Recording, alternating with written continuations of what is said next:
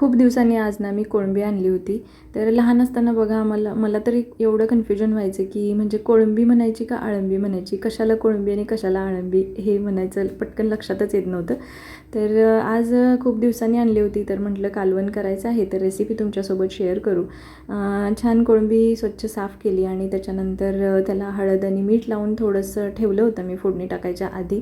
नंतर वाटणाची तयारी करून घेतली. वाटणात एक छोटा कांदा, थोडंसं खोबरं, आलं, लसूण आणि कोथिंबीर हे सगळं टाकून बारीक करून घेतलं.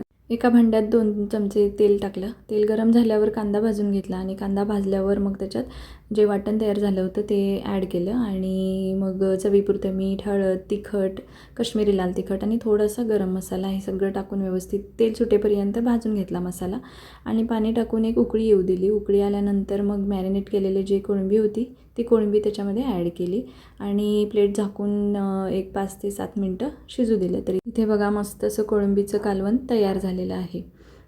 सोबतच मी ना कोळंबीसोबतच बांगडेसुद्धा घेतले होते. तर त्याचे छान असे पीस करून घेतले आणि थोडंसं कोकम, लाल तिखट, मीठ आणि हळद असं व्यवस्थित लावून ते मॅरिनेट करून घेतलं.